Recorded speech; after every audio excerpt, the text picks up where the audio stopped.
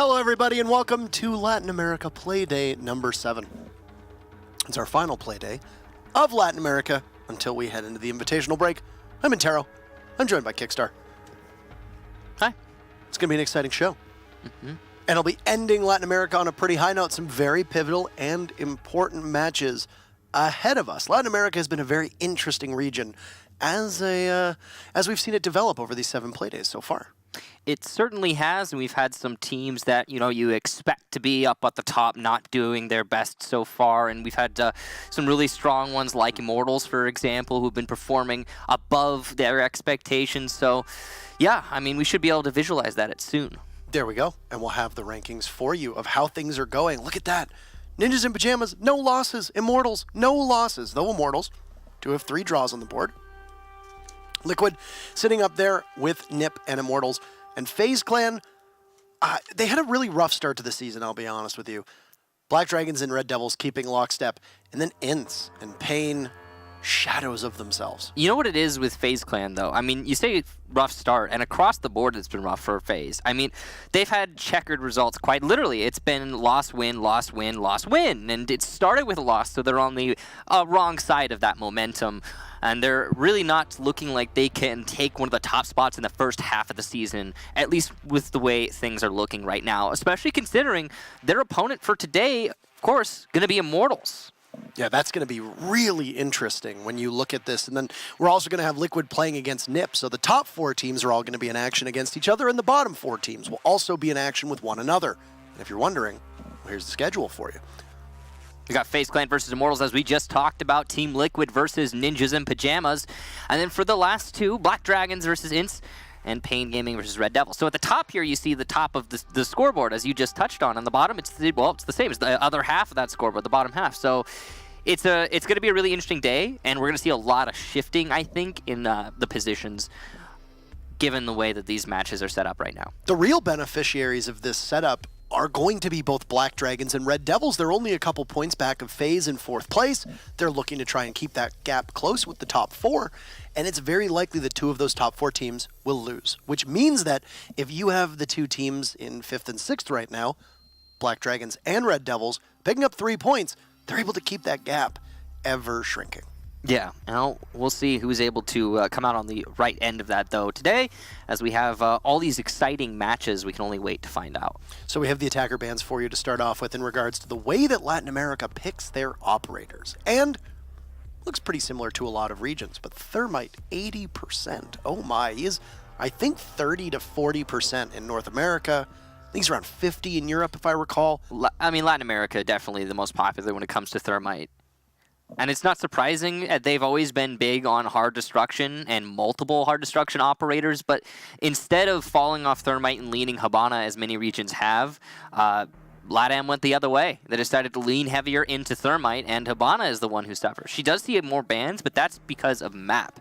Thermite also gets map-specific bans as well, but as you can see, because LATAM prefers to play him, less of those last map-specific bans. I wonder how much of it, too, is just simply the map pool favoring Thermite. You know, if you play a lot of Clubhouse, if you're playing a lot of Consulate, if you're playing a lot of Border, you might see Thermite played more often than Habana just because he tends to do better on those maps. I think it's pure preference, Parker, because if a map is, picked or played specifically with for an operator, often teams in this region and other regions will ban that operator when he, speaking of, we'll bring up the bans, when he is proficient on that map. But I think it's just LATAM really enjoying Thermite and sticking to him.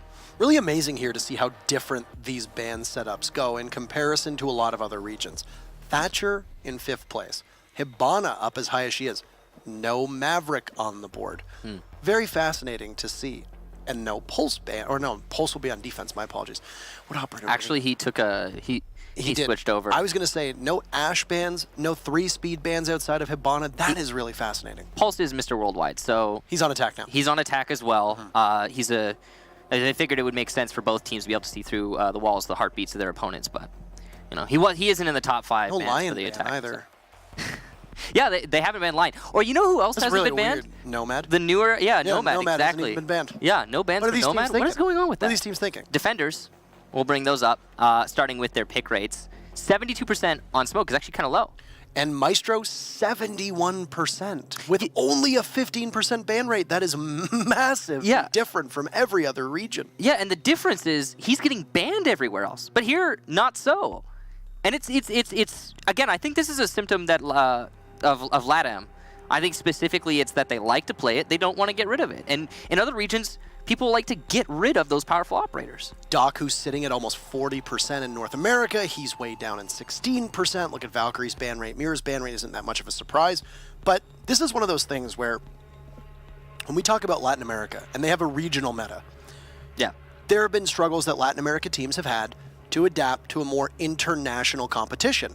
And a big part of that is because they play with a lot of operators that don't see usage outside of their region. Now, with the way that North America and Europe ban Maestro so often, if you're going to go to these international events, your season finals, your majors, your dream hacks, you know, the invitational, and Maestro is a cornerstone of your defensive strategy, you're going to be very easily countered in that regard. And let's bring up the rest of the bans for you as well to see the top 5 in Latin America. Yeah, the lack of a Maestro, if it's centric to your strategy, is going to be debilitating, to say the least, on defense.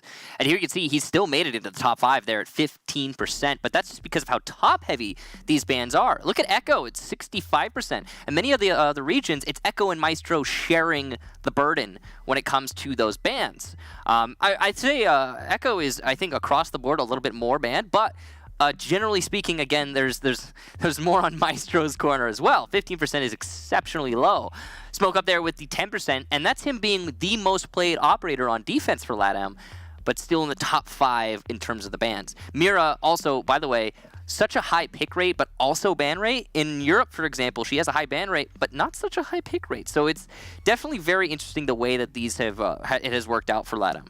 Yeah, I would imagine that because Europe bans her so frequently that you're just not playing with her even when she is available. They work her right? out of strats. Yep, because you don't. Why would you practice with those strategies when you know that she's going to be banned? But Echo, I believe, is the highest ban rate for the defense across all regions since the Rio finals in November. So it's not really a surprise to see him leading the way here.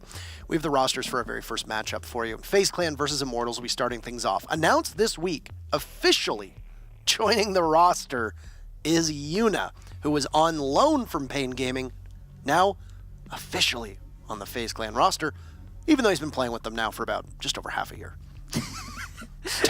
So welcome, Yuna. Enjoy your stay. Anyway, moving on from that. I would imagine it was probably contractual things, yeah, right? something like that. Yeah. So FaZe, again, they've had back and forth, a loss, a win, a loss, a win, a loss, and a win. So they're looking to get 2 in a row here. Their opponents, Immortals, on the other hand, have yet to lose this season. Why are they not in first place? Well, I'll tell you. They got 3 draws and 3 wins. So That makes sense. yeah, they've only managed to get a couple points out of those draws. Of course, well, technically a few, the equivalent to 1 win. So they really need to push for a win today if they want to take their way up or push their way up to the top. But FaZe, on the other hand, I think they're more needing for those points right now. And FaZe have struggled in BR6 as well. I believe they lost to, was it Black Dragons this past weekend in the BR6 competition that happens every Sunday. It's an offline series that they have every single season.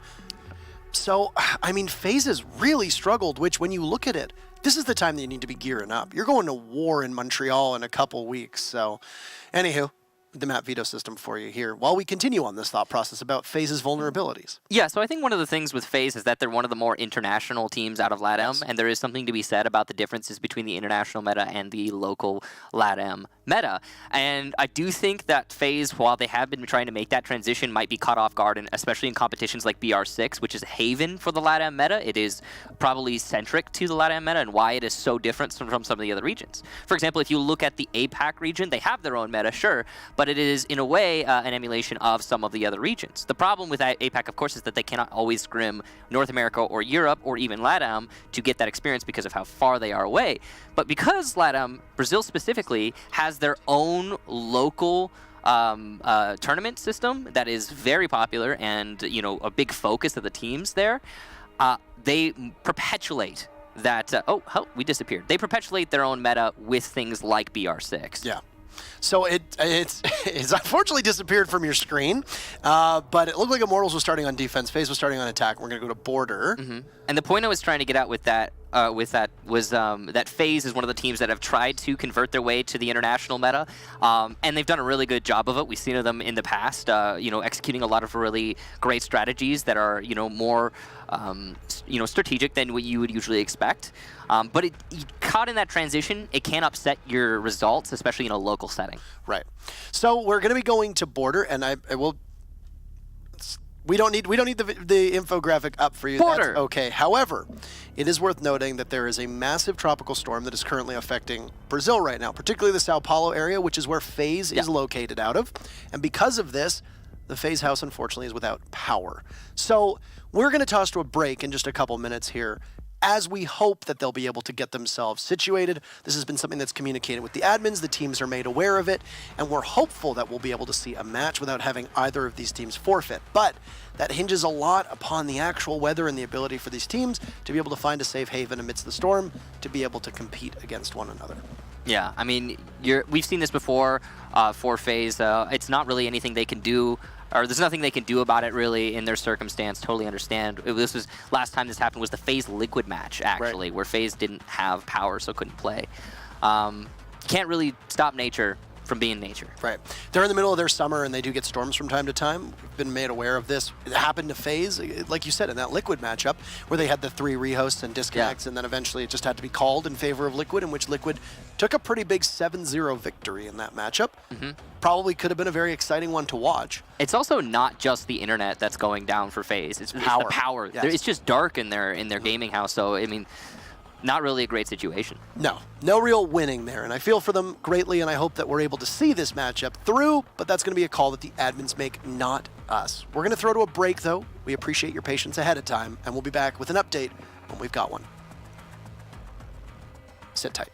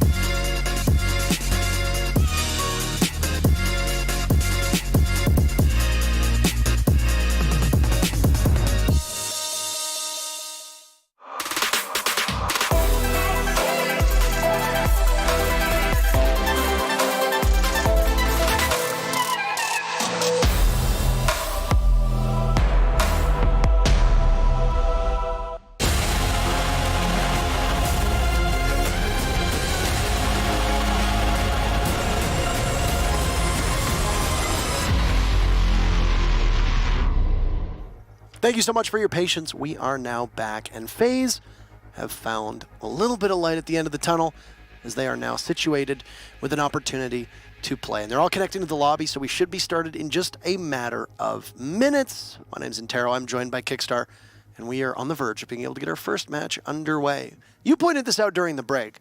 I think it's worth sharing to the people how whenever it's the biggest match that FaZe needs, whenever FaZe has a really tough match, for some reason, they've angered the gods, and the skies and heavens just open up and dump water down upon Sao Paulo, and they always seem to have internet and I brought it up while we were waiting. It was the Liquid match that FaZe had connection errors with because their power was out, and now Immortals. I mean, talk about your rivals and not being able to actually compete. From my understanding, the circumstances surrounding FaZe right now is they won't be playing actually at their gaming house because it's still without power. So a little bit of an inherent disadvantage to always moving from place to place to place to place, trying to play the game. Again, you can't really change nature. It's just going to do that to you if you're in a position for it to be done. It's unfortunate, but there it is. Yeah. There's a really good quote from the Godzilla remake a couple of years back.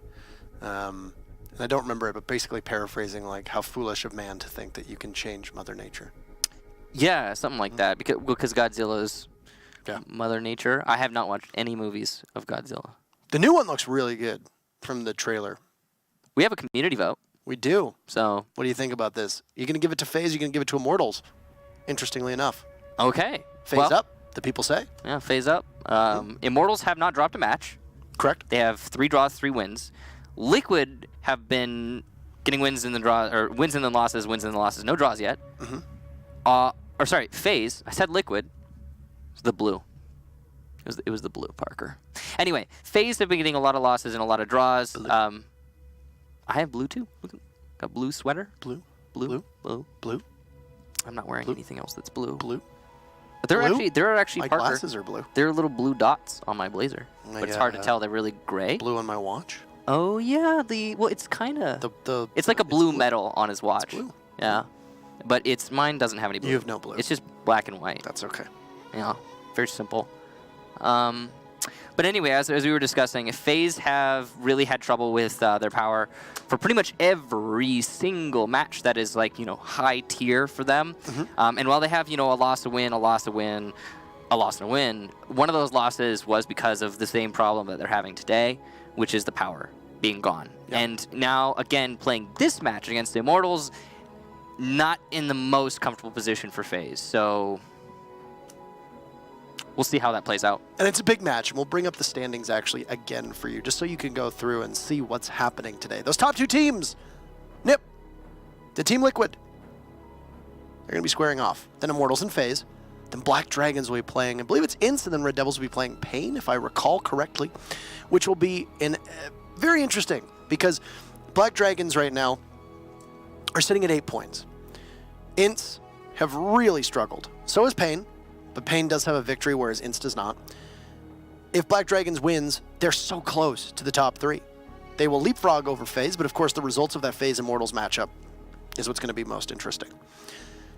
NiP versus Liquid, I think, is going to be particularly fascinating, because NiP, adding Pino, one of the best players in all of Brazil so far this season, has been helping elevate that team. And this is the old NiP, right? So, because of this, NiP looking rejuvenated. Liquid, they look really great with Gohan being added to that roster, with Palu being added to that roster, but they have 2 losses, and they play a style that often lends them to getting overrun when things go bad. Yeah, their first loss coming at the beginning of the season against Immortals, and their other loss, their most recent match, and this was really interesting for Liquid, they lost to Red Devils, who haven't been having the best season. That was Red Devils' 2nd win overall. We've talked about the potential on Red Devils, I believe, once or twice, but it hasn't really been dove in that deep into. And if you really look at it, I mean, they have a lot of potential, but they're still a growing team on Red Devils. And while it was surprising for them to beat Liquid, it wasn't that far-fetched, I suppose. It was a 7-5 match as well, so it went the distance in Red Devils versus Liquid. It was not an easy win for them. And worth noting that actually Immortals should be in second place. Thank you for reminding me between that Immortals Liquid matchup. Yeah. Immortals should be second place because the round differential is not what's important. It's the head-to-head matchup, and we have to keep instilling this because it's very easy for people to forget that, right? Immortals defeated Liquid 7-5, so Immortals is in second place. Yeah. What matters first? Head-to-head. If you've got two teams tied at points, which team has the advantage out of those two teams against one another? That's the team that is ahead in the standings. So were we to go to LAN today, it would be NiP and Immortals that would go. Even though Liquid's round differential is the highest in Latin America, they trail Immortals because Immortals beat them earlier in the season. Now, if NiP turns around in the second half of the season, or if Liquid turns around in the second half of the season, and they win 7-4, then they will have an even greater ratio because they will have 12 rounds to the 11, and then Liquid would end up having that advantage. But for the time being, Immortals should be in second place. Yeah, and the thing that's really holding them back on the round differential is that they have 3 draws, which is just about the best way to hurt your round differential. So you don't gain and you don't lose anything, to be fair. Yeah, okay, yeah, but the static is the problem, though, Yes. Parker, because potentially they could be getting those wins. And, you know, they have a draw against Ninjas and Pajamas, a draw against INTS, and a draw against BD. I think a lot of people would say that Immortals, with the way they've been looking right now, those are some of those matches are ones they should just be winning. You know, especially, like, for example, the INTS match. I mean, if we're being honest, that was the only point that INTS has for this whole season. They've lost every other match, but they drew against Immortals, one of the contenders for the top, currently in second. That's not good for Immortals. That's them leaving points on the board. And, well, round differential as well. So, unfortunate. They would be much more secure in their position right now if they had been able to take those 3. What will be fascinating to watch today is if this streak of teams being undefeated see not just draws, but an actual real loss, if this ends up continuing through Latin America. Because we had Evil Geniuses drop their very first matchup 2 play days ago on the 6th play day. Reciprocity dropped their first yesterday night to Dark Zero. Or, well, actually, it was technically this morning because it was earlier in the day. We have Immortals and NiP, both of whom have draws, but neither of whom have a single loss. Now, that could end today. When you look at EU, you've got Empire, who doesn't have a loss yet. They have 1 draw. Is Empire going to end up getting a loss this time? Oh. We don't know. We'll have to wait till tomorrow. But there's only 3 teams in the Americas and Europe at the moment that don't have a loss in their column, and that's NiP, Immortals, and Empire. There's a possibility that depending on what happens today, that we see that change. Very realistic possibility. But we'll have to wait till the actual match gets in, and we can see what the matches tell us. But yeah, no, I mean, overall the season so far for LATAM has been quite interesting. I do think that it's impressive that we've seen Immortals, for example, carry on with a no-loss record for so long. I do think, though, again, with the way they've been playing, some of those draws really could have been wins. Yeah. Quite easily, especially the INTS one. But apart from that, I think a big part of why it's been the way that it has in LATAM is also teams like INTS. As much as INTS haven't been having a good season, they have in a way been contributing to the other team's success in that, I mean, they've got 1 point of 6 matches. That's points for everybody else. So that's a big reason why you'll have undefeated teams. Yeah. I've been very interested. You mentioned Red Devils, a team that we said had a lot of potential. I agree with you, absolutely. They've looked good. They haven't looked great. I don't know if they're one of the top teams, obviously, but they've been progressively getting better. Same with Black Dragons. Both of these teams are possible spoilers for some of the top 4 teams. And worth noting is that teams like Red Devils, teams like Black Dragons, they're not going to make it to the finals with the way that they're playing right now and the way that the top 4 are playing. No. But the difference is that a good match from either of those teams against one of the top 4 contenders could be the sole reason why Immortals doesn't make it, or why FaZe doesn't make it, or why NiP doesn't make it, or why Liquid doesn't. These are the spoilers that can possibly ruin your season because they're good enough to give you a bad day, but they might not necessarily be good enough to make it to the playoffs. I mean, it was Red Devils who beat Liquid in their most recent match. Exactly. It was Black Dragons who drew against Immortals. Another draw that Immortals probably should not have given up. So, no, you're absolutely right. I mean, Black Dragons also beat FaZe in the last play day for LATAM. So, I think you hit the nail on the head there, Parker, in that some of these teams, while you don't expect them to be a contender for LAN, can certainly ruin the day for everybody else. Yeah. So we're just waiting on the last member to get in here on the lobby, and then we'll get things underway. Once again, thank you so much for your patience with this particular matchup. It's greatly appreciated. This Team Liquid NiP matchup, what are your expectations heading into that for match number 2? Team Liquid NiP. I mean, it's really hard to predict. I would say if we're looking further back, I would say just Liquid through and through. But with the way Liquid's been playing recently, I have no idea. I mean, okay, let's look at Liquid's record. A loss against Immortals at the beginning of the season, very first play day. That was, again, it was a really weird play day for everybody. But Liquid lost it fair and square. From there, 4 wins in a row. And against some pretty strong teams, Black Dragons, FaZe, Instant Pain, managing to take those wins, very impressive. But then the last match that Liquid played against Red Devils, losing it? And it was a hard-fought match, but you shouldn't be losing against Red Devils as Liquid if you want to be one of those top contenders. On the other hand, you have Ninjas in Pajamas, who have had overall a better record, and that's why they sit where they do on the scoreboard right now, not dropping a loss just yet, as we talked about earlier. I would say if we're talking about consistency, it's going to be NiP, but going into the match, I think it's really impossible to predict, as both teams are top tier in LATAM.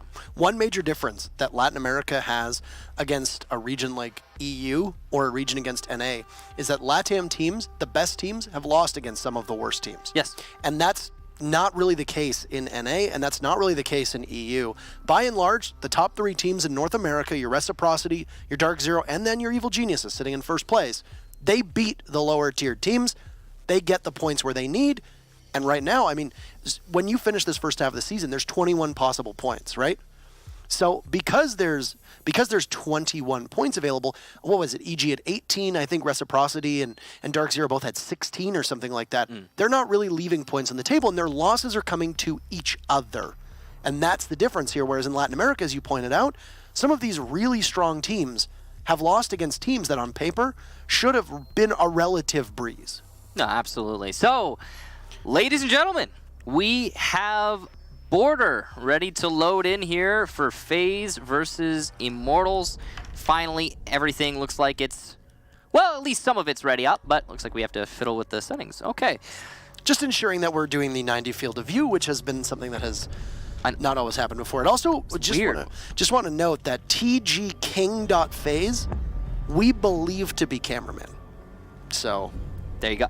Yeah. It's going to be Ying banned out by Immortals to start things off. Not surprising to see her gone, no matter the map, really. She is one of the more common bans. A little bit of time there for FaZe to commit to their ban, but it's going to be Dokkaebi. We see this quite often. Doesn't really matter the map, doesn't really matter the team. Dokkaebi is one of those operators that, the global. If you can take out Dokkaebi with Lion and Quarantine, you just eliminated an entire aspect of the attacker's game plan. I mean, it's really, really strong ban for anybody. Also, these smokes are extremely useful, especially on this map. If you had, for example, Ying and a Dokkaebi, that makes for a really easy armory wall take of attacking the top floor. I actually wonder if we're going to see a possible smoke ban here come out from Immortals, because FaZe has been susceptible to smoke bans before, even though smoke doesn't always see a ton of usage on Border. Might not be the best use of a ban. But no, Immortals will actually ban Bandit, interestingly enough, which is kind of strange given the fact that I believe we saw Mute at a 50% pick rate earlier on. He's really high up there. People have been playing him left and right, and this is because of the SMG-11 edition, because you can run the shotgun from the SAS operator on Mute, and I think most pros would agree that the SAS shotgun is the best. For actually killing people, not just opening up walls, but, going into a fight. You can couple that with the SMG-11, which gives you a little bit more range than a shotgun, but just in general, it makes you, close proximity killing machine. Yeah. And that's what's one of the reasons why smoke has been so popular for so long. That plus his amazing utility. But, there you can see him being brought out. And some people will still bring the MP5, but, you really can't go wrong on Mute. He's a very versatile, powerful operator. And the lack of the Bandit is not going to be a huge hit to anyone, to be honest. The reason why you would get rid of Bandit is so you avoid the Bandit tricking on the armory wall especially. But, I don't know. it's not really going to save you any steps as an attacking team. You still have to go under Armory Wall and blow up from below because there's going to be moon chambers there. So, yeah, just a bit of a side grade there, and potentially not the most effective ban from Immortals, but it could really fast track one of the strategies that Immortals has. We'll have to wait till we see them go to attack. I really wish I recognize those 3 little letters there, RMK. I recognize those. Attackers recovered the yeah, attackers must locate and I hope that I'm hopeful that we're not going nope, to. they mean exactly what I thought they meant. Because All right, so I guess we'll come back to us. Astro didn't lose his mind. Astro didn't just go crazy. It was RMK meant exactly what I thought it meant. All right, so we will await the information as to why there was a rehost there. Like I said, I really wish I spoke Portuguese for moments such as that. So I'm gonna learn Portuguese. I know I'm gonna learn Portuguese for something entirely different, but it's gonna happen. all right, well, not much to analyze. I guess we can dive into the bans here. A Ying and a Bandit from Immortals. There's not much to dive into. We Actually, talked about kind of surprised that Immortals would ban a Ying, because I feel like against FaZe, a better ban might be a Blitz, a better ban might be a Finka, a better ban might be a Zofia, possibly an Ashe. I get it. Personally, I get it. If you get rid, I mean, the Ying is a versatile operator on any map, right? But I think especially so on border. Think about how many times we've seen an Armory Wall take when there's just a layer of smoke, and then the Candelas go through that smoke, and it's just easy push into Armory. The only real counter to that as a defender is to play really far back in lockers. Yep. And we've seen that. Defensive teams go for a full retake strategy on the Armory Wall because they know they can't counter the Candelas. As soon as the ADSs are cleared out, it's an easy push. And the reason it's so easy to do that is because there's 2 specific locations where you put your Candelas, by lockers and in small office.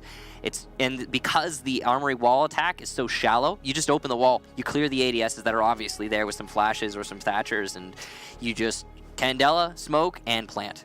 Also keep in mind that without a Mira, it becomes exceedingly difficult, because if you have a Mira playing in small office, then you can fall back enough, but you still have some information, because if you manage to evade the flashes, you have the window to look through, you can counterpunch to a certain extent. That's not really doable if you don't have a Mira available. You know what's really important that we haven't actually talked about? Maestro and Echo are both still in play. Yep. So, while, okay, a far back strategy, if a Ying is in play, and Echo and Maestro are both still available, you've got the Echo and Maestro sitting way back. You don't even need to commit fully to a retake strategy because you don't have to have anybody playing by Armory Wall to hold the site. Yokai and an Evil Eye can accomplish that if the enemy team are not proficient at clearing out the utility. It is worth noting, though, this is very important, that again, because the Armory Wall attack is so very shallow, you have so much time to do just that. To be fair, though, a lot of teams have been doing office takes as of late. That's true. For some reason, we have now swung towards take office, take control of Fountain, take archives. Armory really only gets pushed with those Yings. So I think another part of this, as you very correctly point out, a lot of the Armory takes that we see hinge upon 2 operators, Glaz and Ying.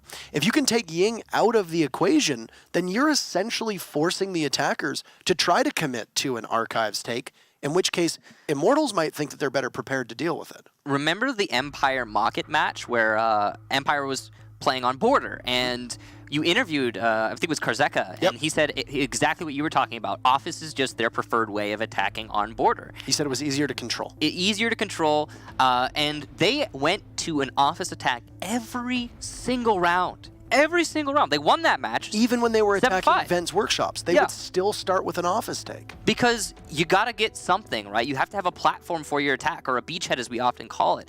And once you've established that, yes, okay, there's something that you can use to propel yourself into an actual assault into the site, no matter where it is. Like you said, if it's downstairs, upstairs, or even just tellers. I mean, if you take office control, well, I mean, we're talking about tellers, then you need to hold office as a defender. But that's how you hold the site. Even if it's, let's say, customs. No matter what, you start with office control, and you have a whole lot to work with as an attacking team. So yeah, it's definitely, and Empire is on the top of the leaderboard right now. They're doing really well for themselves. So they, that's their mindset. It's working for them. Yeah, I'm really eager to get this match underway because Me too, Parker. I Me too. genuinely want to see these two teams compete. I think Border will be very exciting. We're just waiting once again for one more member of the lobby to get in, and then we'll be able to go ahead. Your patience is still very much appreciated. But I mean, I'm intrigued to see exactly what's going to happen here. Border tends to be a mixed bag as to whether or not it's more attacker or defender favored. You've taken a set of disruption off the board. You've taken the smokes off the board for Dokkaebi, the disruption as well. But I'm really interested in that bandit pick in particular.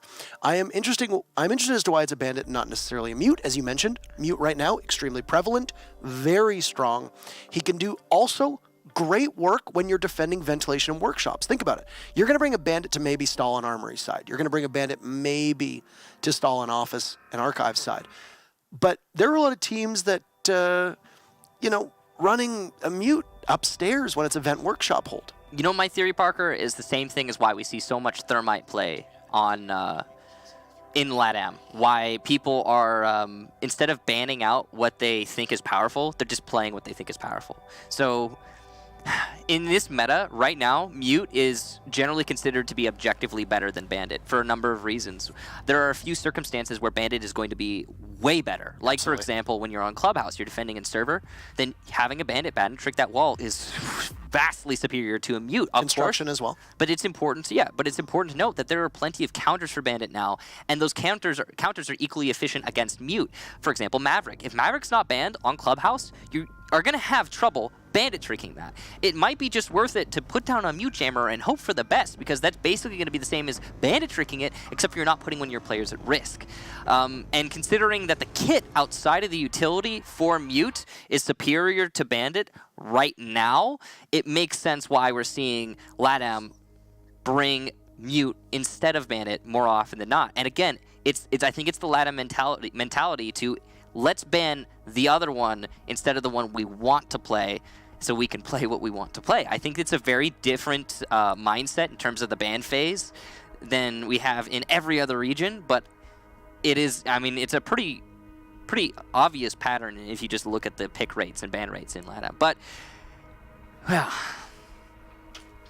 the game is ready, so we'll launch back into Border. Celebrate, That's please. That was, you were very happy about that. Yeah, I'm very excited to get into the match. We'll just make sure that everything is working before we go in. Cameraman will indeed be playing on the TG King account today. Not entirely certain why, but if you are watching, that's Cameraman. And well, again, I don't think finally we'll get underway. I don't think FaZe is playing in their gaming house right now because, again, the power I think is still down. So it kind of makes sense, but yeah, it's weird that he can't get into his account. Maybe it's like two-factor authentication is limiting him right now, or maybe his stall service is out, something like that. I don't know. Or that wouldn't make any sense, no, because that's not how it does. It's not through text, it's through Authenticator, so I have honestly no idea. But yeah, that's Cameraman. It's not a sub. That's something that usually doesn't happen, isn't it? You can't really, you don't see somebody playing on somebody else's, or maybe it's, well, whatever. I'm not going to question it. The admin's okayed it, and that's all that matters. So, it's going to be a top 4 defense here for Immortals, and they brought the same kit, same everything. It's typically the rules. They have to bring the same lineups. They have to go to the same site. You have to roll with what you had. It's not always happened, but yeah, here it is. And the setup overall, pretty standard. I like some of these cameras here from Navi's. Looks like he's going to throw one outside. Maybe on something nice and high, or maybe in the little bush there. Let's see what he can capture. Oh, it's going to be on the van. Okay, or truck, rather. I think that's the same thing that he was trying to do last time before the remake call was made and Astro decided to kill everybody, but that kind of thing happens. Yep, Astro went full traitor. I think it didn't really matter, though, with the remake called, so. Yeah. Did you call him a traitor? Yeah, full. He's playing for the other team. I said full traitor. Yeah. I mean, the match was over. I mean, we weren't playing the round, but he's probably just trying to get some aim practice in. He was stat padding, man. Yes, yeah, that's what it was. It was stat padding. Track that one, Siege GG. All right. 30 seconds in, and well, would you look at that? Immortals has lined most of their defense up over in the office side of things. So obviously anticipating a push from FaZe over to CCTV and possibly over towards Armory Wall. But that's not really the case right now. You've at least got Astro over on the office side of things. So it could possibly be an office push. And yeah, it indeed looks like that's what it's going to be right now. The wall inside of office gets opened up by a thermite charge, the most picked operator in Latin America on attack, and Immortals have had to completely evacuate. Defender has left the area of Cyber operation. going for rotation. Made his way into CCTV. Navi's playing the hallway. You could see that Immortals is Attackers looking to located gain a as bomb. much ground as possible. But it's not going to be easy for them, of course. Considering the way that FaZe has set themselves up, they have control of the east stairs, and that'll cut off the rotation into the main hallway. So these two players, they can look to distract.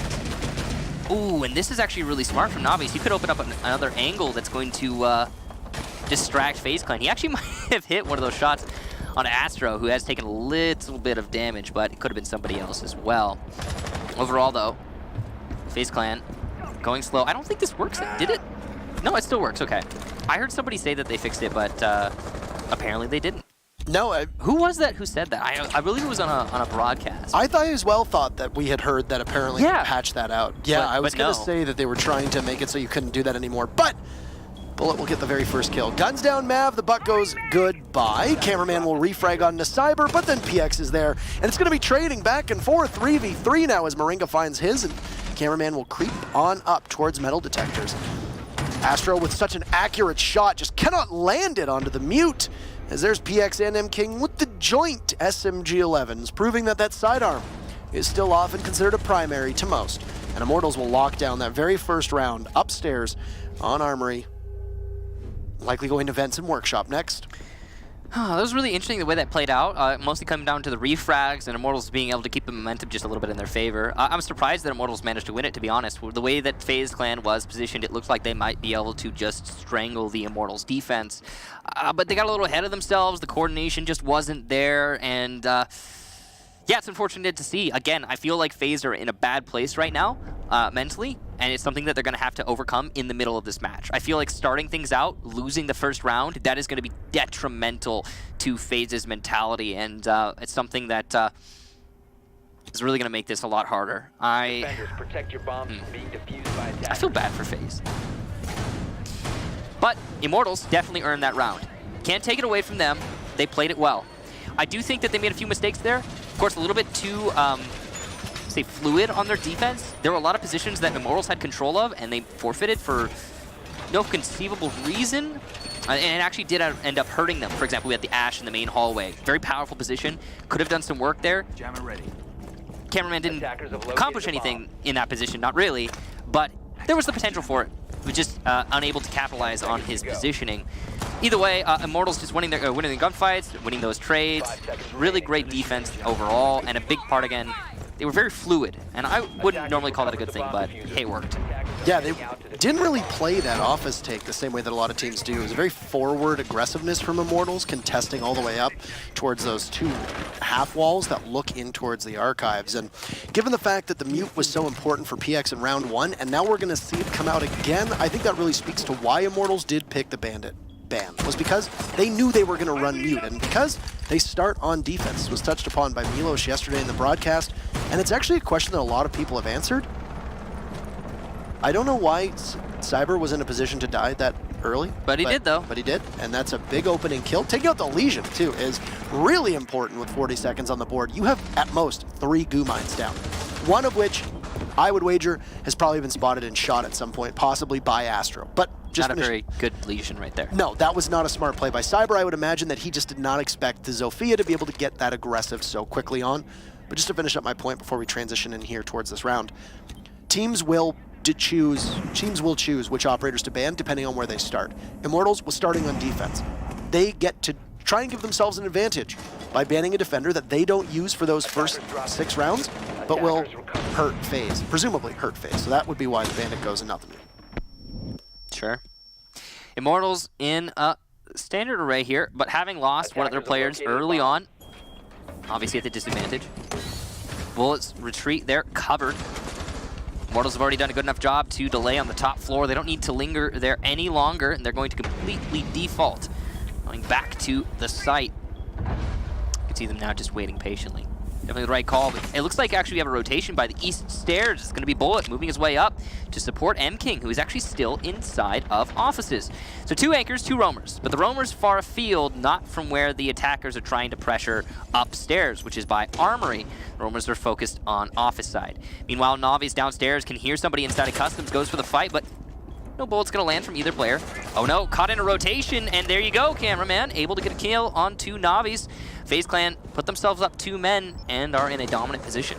Navi's will be working those cameras now that he's off the board, but it'll also be the only C4 available unless we saw PX have one in his hands, likely not running the bulletproof camera. So you'd still have 1 explosive left, and there you go, indeed, the Nitro Cell for the Mute, who's just really gonna have to try to carry some weight here. He's pushing on up all the way into Workshop, same with M-King, who just has a bit of difficulty with the recoil on the SMG-11, walks away with the kill, traded off swiftly, as there's another kill as well going in favor of FaZe. All the action off screen as Astro credited with a massive round, and PX trying to keep his team in it, but he gets felled after unsheathing that C4, tossing it out, letting it rip, but it gets jumped upon, and FaZe will at least counter after Immortals takes round 1 and tie us up. You know what I'm noticing, Parker? What are you noticing, Michael? I just think lack of information gathering on Immortals side. The only thing that they have really is the Maestro and the Valkyrie, but they're not, either they're not utilizing those well, or they're not acting based on the information that they do have well. Because the way that Immortals have been playing, both in the first round and the other round, they give up a lot of really crucial positions that could potentially sway the round in their favor, based on what it seems to be a lack of information of where FaZe are attacking from. But just in general, the way I would describe Immortals gameplay is extremely fluid, never ceasing. Attackers need to locate and it's defuse like as many bombs as they can. it's like you have your set defaults, and you're just bouncing in between them instead of using the information that you have at your disposal to pick the ones that would be the most crucial to hold, Attackers have discovered the location of a and bomb. sticking to those because they would assist your team by doing that. I mean, for example, we had Navi's in the main hallway downstairs in the last round. Picked off easy. Why? I have no idea. But he was just walking around in the main hallway. We also had the Legion upstairs in CCTV.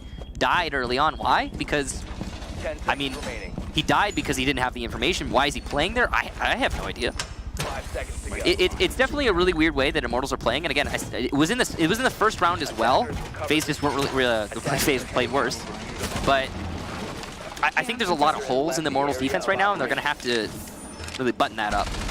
I mean, the fact that the Legion got picked off so early as well really speaks to the fact that they just were not prepared for that setup. You shouldn't have found Cyber in that position to die early on. Regardless of how quick Astro is to the punch there, that's 30 seconds in. Also, just generally, the FaZe attack into Armory was unhindered. There was nobody stopping that Armory take, and I believe it was Legion's job, but It could have been the Legion coupled with the way the Mute Jammers were set up upstairs as well. Maybe slow them down, deprive them of that information, have Legion be able to use his goo mines as a means of information, because I think a lot of people forget that Legion is also a pseudo intel gathering operator. When those goo mines go off, you get a very brief bit of information as to where the push is coming from. definitely pseudo though, not fully dedicated. But I'd say yeah, it's definitely a thing that he can do. M-King trying to challenge onto the northeast balcony, as he knows there's an opponent coming from that location. FaZe are focused on this office take, and this is actually going to play into Immortals' hands, as Immortals are better set up to hold from the office rather than Armory. It's going to be slow, though, for FaZe regardless. They're not trying to push their luck right now. Every round does count. They have control of East Stairs, which is a great platform to start your attack. Did you just notice how many different drones FaZe has up at this exact moment? Yeah, they've been really going ham on the drone work, and it's really working in their favor too. Yeah, and that information is going to pay dividends as we start to get towards the end of the round, because you'll be able to have a bunch of entries back into the site cut off. You'll be able to flank watch effectively. Navi's will miss a drone, as we'd mentioned. Moringa was there, able to distract him, gets hit with one of the concussive blasts, the Guzmats from Astro. He also can catch Navi's standing in the middle of the hallway again for some inconceivable reason. He's also used his Nitro Cell, which is unfortunate, a little bit of lost utility. But we got to give credit for Immortals playing a lot safer this time around. They've still got everybody upright with only 50 seconds left in the round, so it's good timing on their behalf. Though, we see bathroom pressure finally applied from FaZe Clan, and by cracking open the back end of that site, we can actually begin to see FaZe transition towards an execute. The buck of Mav is still above. He's going to try to open things up as best as he can, but Immortals still just sitting and just waiting. They'll force M-King to drop one of those toxic canisters in order to cut off Yuna inside of Tellers as he looks towards the single panel that leads into Workshop that's not located in the bathroom. PX knows that there's going to be a push from that direction. He tries just to go for a pre-fire, but Immortals will double up, taking out Astro and Cameraman to start off this execute. They're locking it down now as they pick up 2 more kills, and Moringa, impactless and not able to collect the frag that he needs. It's a flawless round from Immortals, who looked a lot better on their Vent Workshop defense that time. And they'll pick up their second round. I think you said it right in the middle round there. Immortals playing a lot more passive, not giving themselves away, and not exposing free picks like they did in the previous round. And that's part of it. But I'd say a bigger part of it was FaZe playing even more passive, but on attack. I mean, Navi's was caught. He was droned out for a solid 10 seconds in the main hallway. He got hit by a lifeline, the Gajmat. He was disoriented, thus slowed, and there was somebody in a position to peek him from open area, but nobody did. That right there is an opportunity presented by Immortals and missed by FaZe, and it was because FaZe was playing it entirely too safe. Just way too safe. Then they get to the wall that is the time, coming close to the end of the round, and FaZe has to go for an all-out attack, and they get caught in the web that is Immortals fully stacked, with having lost nobody in the early to mid round. So, not a great round from FaZe. A better one from Immortals. Definitely getting a little safer, but I'd say it more comes down to how FaZe played that. Yeah, and Immortals gave them nothing, but FaZe didn't find any openings to take either, and FaZe didn't give themselves any openings. They didn't pressure Immortals to find the room to maneuver. Instead, FaZe was, as you pointed out, extraordinarily passive. And because of that, Immortals never really had any issue trying to deal with FaZe's entry. Immortals fell back, they held the angles that they needed to, very close to the site. They kept the Valkyrie downstairs, watching that hallway, leading over towards Customs, leading over towards the main lobby. Never any real pressure on her. We saw there was that one Gajmat line that came out from the lifeline of Zofia, but there was no follow-up at all. Even though Moringa had a drone and Astro had all the information as to where the Valkyrie was, FaZe stumbled to be able to do anything with it. Yeah. That was the story of that entire round. Again, FaZe slow. Unable to make anything happen. They're droning out everything, but not acting on that information. Cyber has been droned out in CCTV. 2 drones in here earlier. He's gonna eat some damage, but persist. This is interesting. Camera has completely fallen off the fight. Just straight up gave up on it.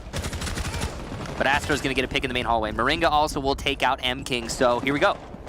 FaZe have managed to make it work in their favor, distracting the players in CCTV and Armory, and allowing for 2 picks over by the opposite side.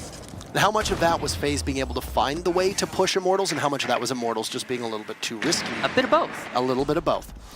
So because of that, you lose both your Smoke and your Maestro. Those are crucial operators, and the way that Maestro is essentially able to sit and just command control of both of those sites with the Alda at his disposal, that's not a great position for Immortals, and it also will not be a great position for those Evil Eyes, as they quite literally will be immobile from this point onwards.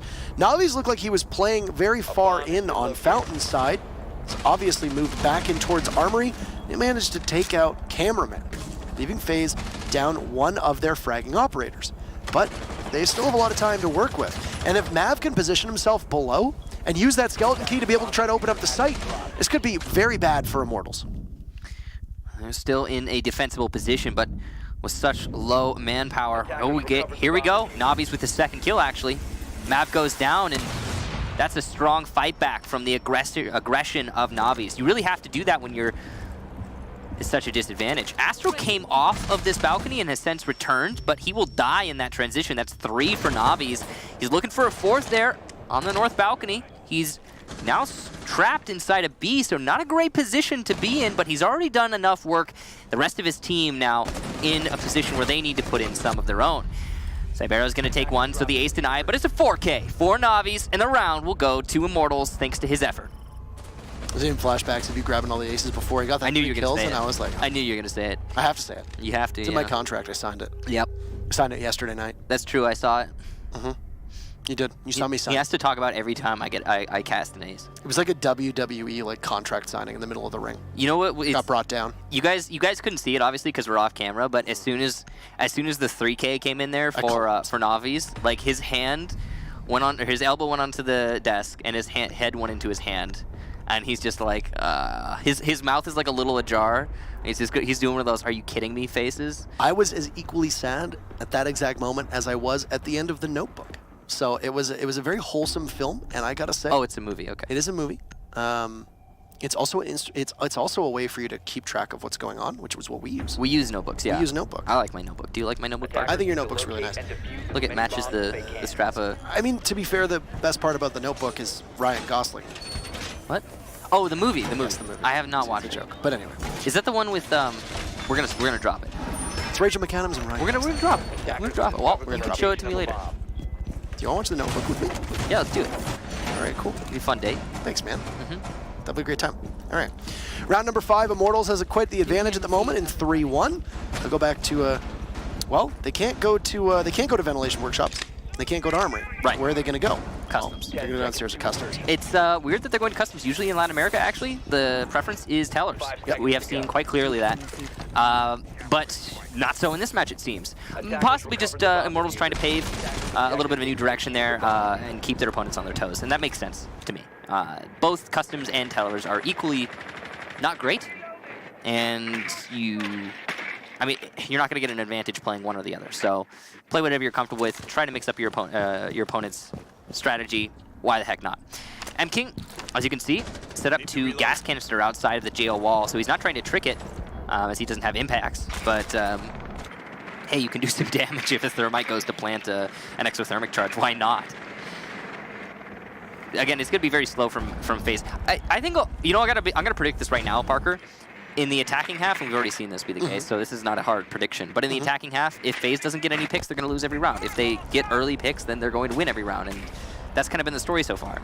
It's also unfortunate for FaZe given their personal circumstances that they're in, because I don't think that helps their mindset at all. I was just talking about it, yeah. Yeah, the fact that they need to seek literal shelter somewhere else to play is not going to give them the best fighting chance. So that is a boon I mean, for Immortals. you know, you got to imagine that FaZe has brought their mouse pad, mouse, and keyboard, same as your land play, right? Your land play, pardon me.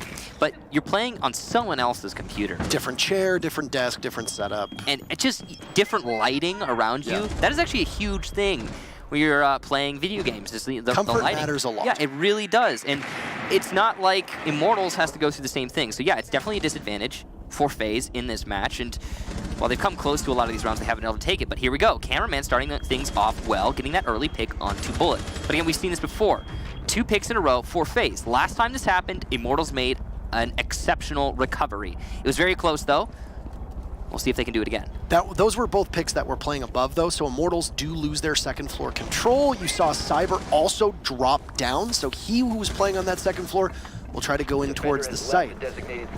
Give himself away, unfortunately, too. So the Valkyrie's position will be known and can possibly be cut off. Oh, M King has 2 bodies near him, and that is a bad place to be in, but FaZe can't capitalize. Cyber is there, and M King trying to outduel, but just sloppiness on both sides. The Jaeger pulling double duty, and Cyber coming back to the site. He'll collect a double. Incredible play and great recovery from Immortals, as now Cyber and Navi's get back in towards the site. M King single-handedly holding off the push through jail with those toxic canisters, which means that now FaZe is going to have to recover. Michael, you called this perfectly. FaZe takes the lead in terms of a 5v3, but now it's a 3v2 that benefits Immortals. Utility starved, though, for M King as he's once again playing by jail. He peeks a little too aggressively, gets pinned down by Mav, and here's the recovery from FaZe as Yuna grabs one of his own, and Cyber, who's been playing so well, he's got 2 kills so far, will need the 4K. An easy follow-up as Yuna just tries to drop into the site. It's a suicide drop, though. The Bucks position known, they'll play around the customs machine! And Cyber with the massive clutch to hold the round. And FaZe drop one that they had in the bag. Immortals take their 4th round in 5 in what an impressive fashion. You know, I predicted that if FaZe gets the early picks, they're going to be able to take some rounds, and if they don't, then they're just going to lose flat out. But I should have predicted instead that if FaZe gets the early picks, they'll have potential to win a round, come close to winning a round, because we've seen that twice now. They get those 2 early picks, and then they fall apart on the site take. And I gotta point this out. We have to be honest. How much of was that Immortals playing well, and how much of it was FaZe playing really poorly? Because that smoke in jail. How did M-King not die? He got spotted direct line of sight by 3 of FaZe Clan from 3 separate angles. Left side of the jail breach, right side of the jail breach, and then from behind inside of customs. And he just didn't die until he overpeaked and gave himself away. That's not Immortals playing well. That's not M-King playing well. He didn't get any of those kills to deny himself being killed. 3 people on FaZe just missed shots. And again, we're going to bounce back to this because it's really worth pointing out. Usually what we say is this is not the FaZe we expect to see. It's not the FaZe we're used to. We say this with a lot of teams who have bad days, and it does happen. But it's not the FaZe we're used to seeing, and there's an obvious reason why they're not in a comfortable position. They're not where they should be. There's nothing they can do about it, but it is a bona fide, genuine justification for how they're playing right now, not even an excuse. 3 separate members of FaZe had an opportunity to kill M-King in jail, as you pointed out. 3 separate members, and M-King got caught with the toxic canister in his hand one time. Caught with his pants down. He got caught, exactly, he did. He absolutely did. He was completely embarrassed and had every chance for FaZe to be able to get a very free kill. And not only that, but not only would that have been a massive kill for FaZe, that would have been their 3rd, but M-King also single-handedly held down the rest of jail. Navi's takes a big gamble. He picks off Astro. The site is downstairs in Ventilation Workshop for the very final defense of Immortals here. And yeah, whether it's circumstances involving their personal situation or not, FaZe just have not looked the same. The better question is, does this team make it out of groups with the way that FaZe has been playing? Because they finished 2nd in Rio. They clobbered everybody in BR6, and they looked unstoppable. But FaZe, there's trouble in the water here. What a tremendously good shot from Mav on the PX through the wall. He had no information to get that shot, but he still landed it anyway. This is going to be a big waste from Navi. He's anticipating that the Buck is still playing inside of Tellers, but Mav has retreated, hopped out the window, and will seek shelter elsewhere. But I think Immortals has the drop on FaZe for the time being. Yeah. They know that the pressure is going to come in the lone reinforced panel, which is going to be outside of that Teller's doorway. If you can keep somebody there and possibly stop anybody from being able to open that up, i.e. Moringa, then that's huge for Immortals. The downside, Immortals just use their only C4 a little bit too early. M-King upstairs, though, in a good position to deny. If he just holds the angle, he will get the kill, and there it is. Yuna goes down. Slight correction earlier. FaZe has a drone in the site, so they still have a lot of information being gathered on Navi's, who's going to get aggressive, but still will win the fight against Cameraman despite being spotted out by his opponents. Bad information gathering and calling for FaZe there to give that kill away, leaving just Mav and Moringa. Mav, one of the most clutch players on FaZe. He needs to salvage this round alongside Moringa, or the match is going to be very difficult to recover. Perfect opportunity to get a kill here in hallway, but he doesn't know it because the information's just not there. And unfortunately, he will miss that opportunity that he didn't know he had. M-King still holding the doorway to the bathroom. Pretty easy hold, all things considered. Cyber's position here is going to be very important, but he misses some crucial shots there. None of his bullets landing. Navi's is forced into bathroom thanks to that grenade, but a flank from M-King will secure the kill onto Moringa, going for a second in customs, and he's going to get it with the shotgun. Mav goes down, and he does a little bit of a flip. Immortals will take their 5th round, and very close to taking the whole match. Mav didn't just go down. The man was doing aerobics in the middle of customs with that one. Yes, very, very impressive. Theatrical, I would say. Dramatic. One thing that FaZe really struggled on through those 6 attacks was being able to control the corridor at the bottom of the main stairs. Very hard for them to flush out the player from Immortals that was playing in that position. We saw the Valkyrie playing there a number of rounds. We saw the Jaeger playing there. And when you've got Nobbies and Cyber, both of whom were very strong shots and have been among 2 of the best players in all of Latin America for quite a long time, for a number of seasons now at least.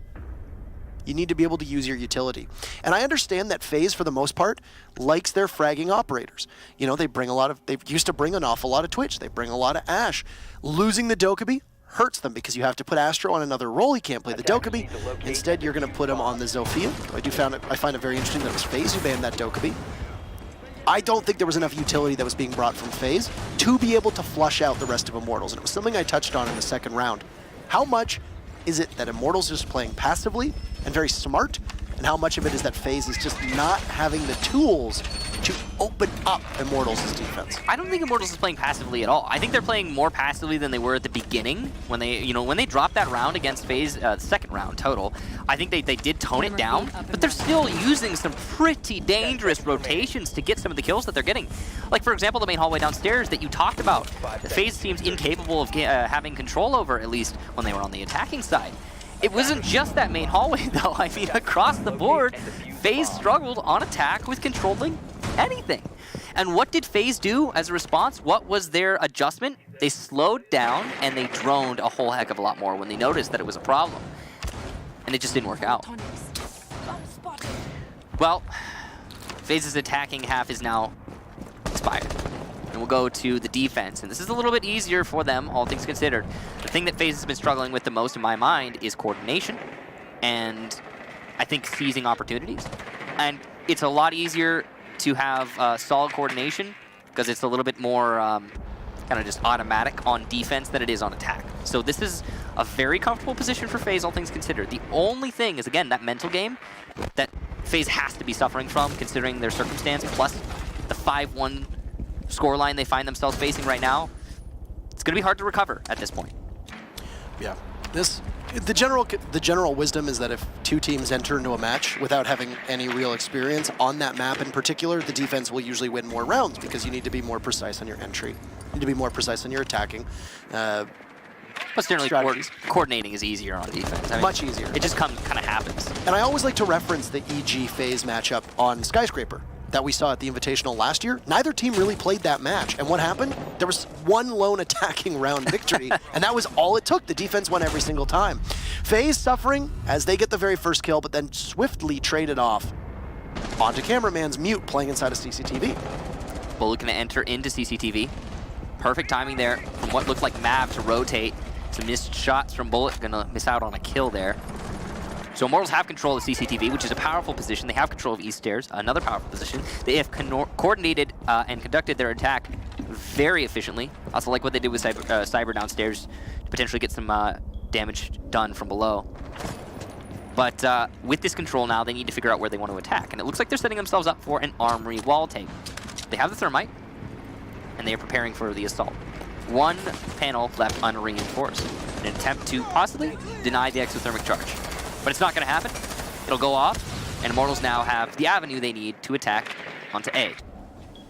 Neither team has really done a great job of this breach denial. I mean, obviously because you don't have the Bandit, it's a lot more difficult, but we've seen both teams getting their exothermic charges off without much contest, period. Yeah. There's no impact tricking, you don't have any C4s going out, you don't have an Evil Eye Cam to zap anything away. Of course, Evil Eye Cams that have been used by both these teams have been situated so that they can't be able to get any exterior exothermic charges. The smoke's gonna go out and the gas canisters as a response, and you can see that none of the attackers can see through smokes, but the defenders can thanks to the Evil Eyes. Could potentially deny the plant here thanks to the Evil Eye, but oh no, it gets shot by the Jackal of M-King, who will also take out Moringa. Moringa, though, with a little bit of team damage there, and doing his own work, will clean up. FaZe Clan managed to take it in an absolute brawl. The diffuser getting put down by Immortals, but just not enough manpower to hold it in the post. Great job to FaZe Clan, and the most notable thing is that Immortals lost control of their flank watch.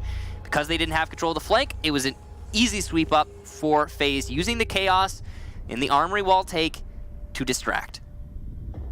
A bit of a messy round, pardon me, overall, but it's good to see FaZe bouncing back overall. I think that was the first diffuser that we've seen planted as well. Overall. Let me think back. Yes. Wait. Yes. Yeah. Because FaZe were being exceptionally passive on attack. They barely got to the site some rounds. Yes. So. Or they barely got to a site a few of those rounds. Anyway, Immortals losing around there for the first time in quite a long time. Attackers need to locate First and time, actually 5 rounds. if they can. So, good job to FaZe managing to take that first defense. They really needed that. If they had lost that, well, obviously it would have been match point at that point, which would have put us into the potential draw or just an outright win for Immortals. But because FaZe have won that round, it instills in them a sense of confidence. No matter who you are, it's going to do this to you. It's going to instill a sense of confidence and a knowledge that, hey, you know what it was? It was just defense side. Maybe we're better on defense. And we can keep this going in our favor. And hopefully, if you're a FaZe fan, those are the thoughts flowing through the minds of the FaZe players right now.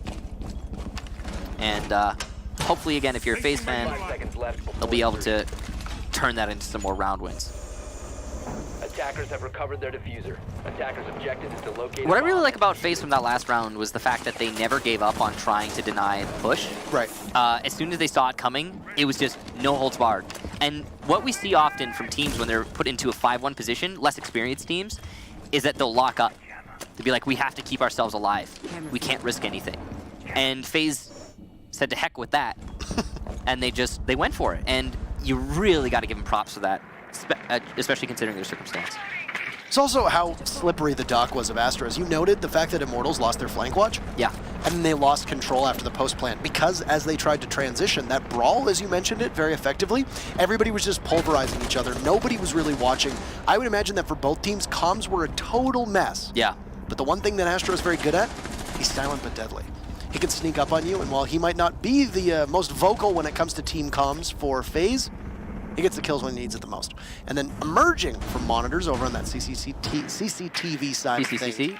I was trying to say CCTV side of things, but it all just kind of blended together. It happens. It happens from time to time. TVCC? Monitors. Monitors is arguably easier. Well, I mean, monitors is what a lot of North American teams call CCTV as well. So, Yeah, I mean, because with CCTV is a European thing. yeah.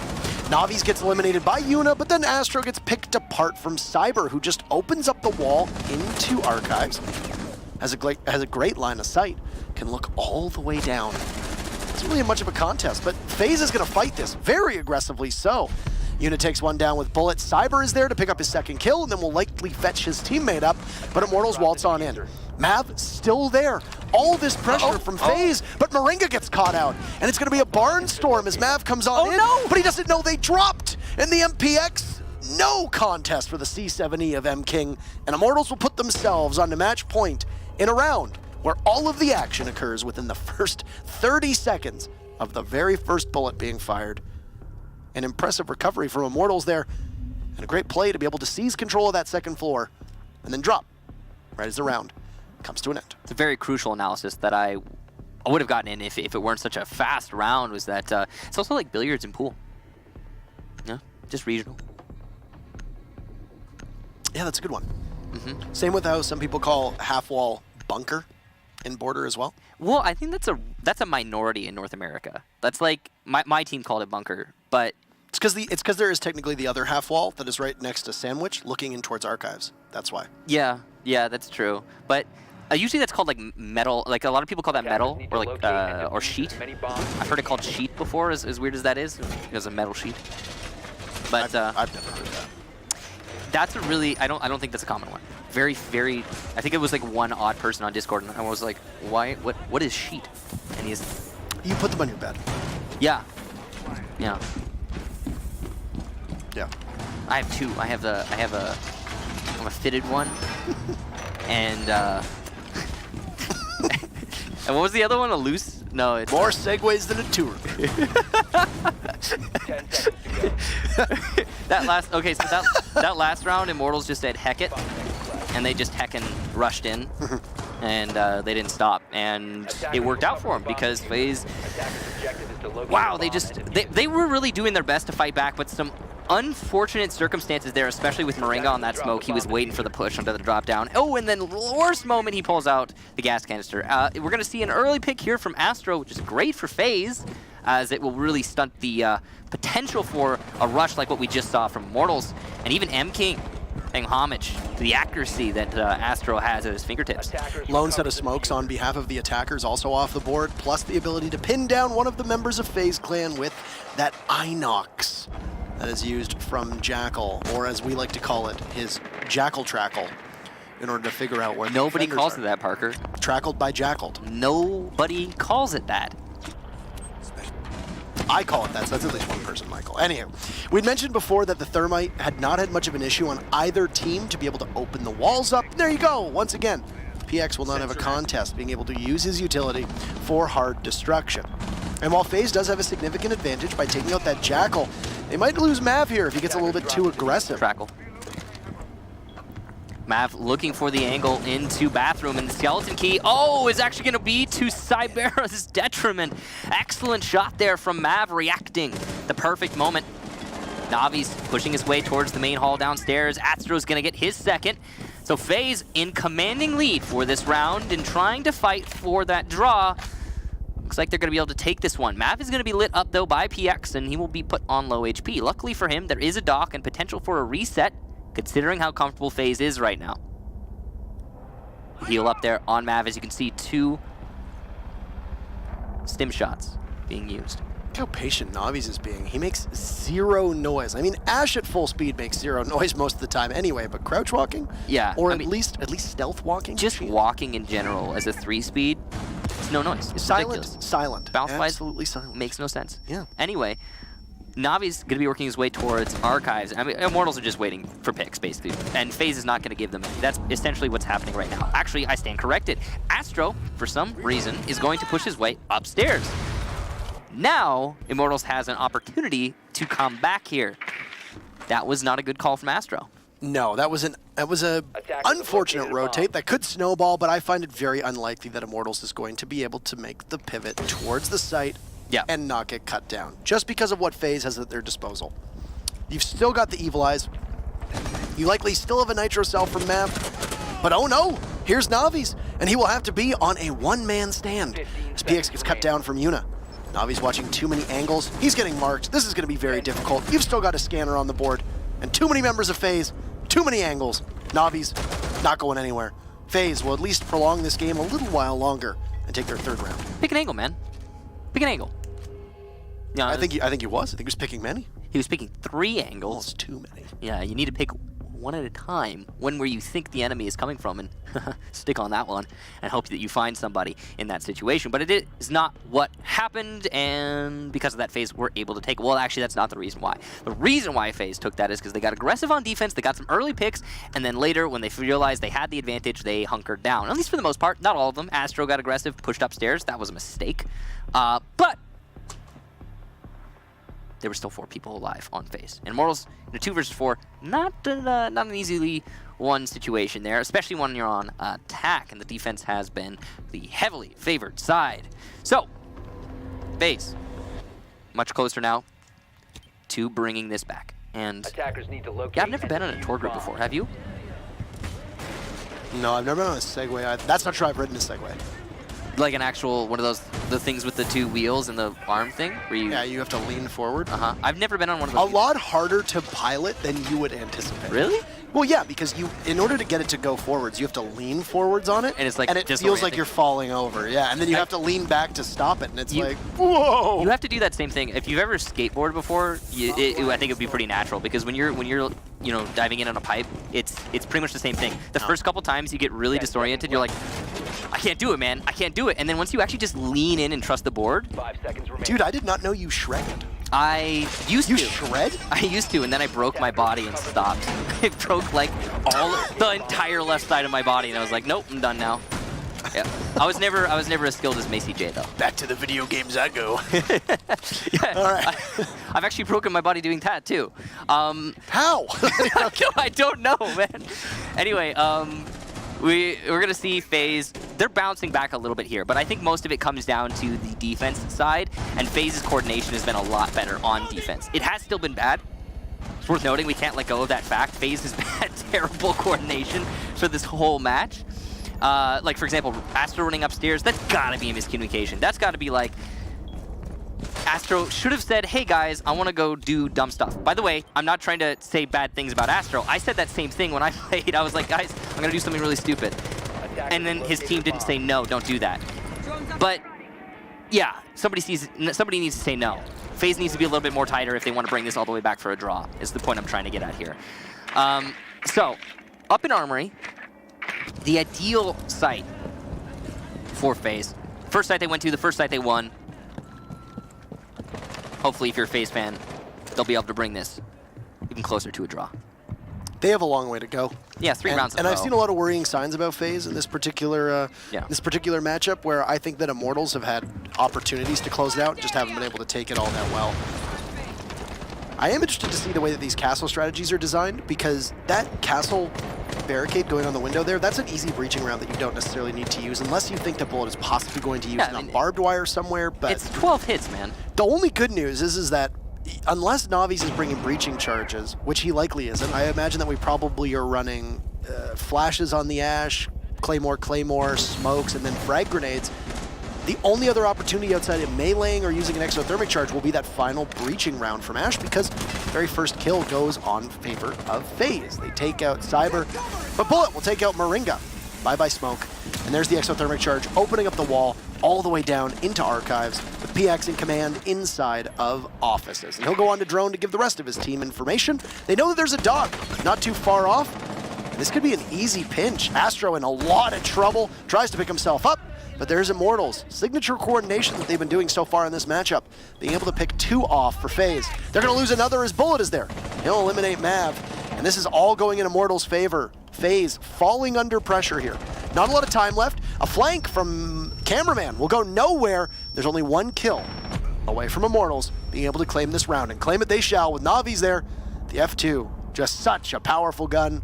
There wasn't much left of Yuna's Maestro to deal with, but the F2 will make quick work of it anyway. And Immortals will take a victory and finish the first half of the season without a loss. Poor play from FaZe, poor play from Immortals, but slightly better.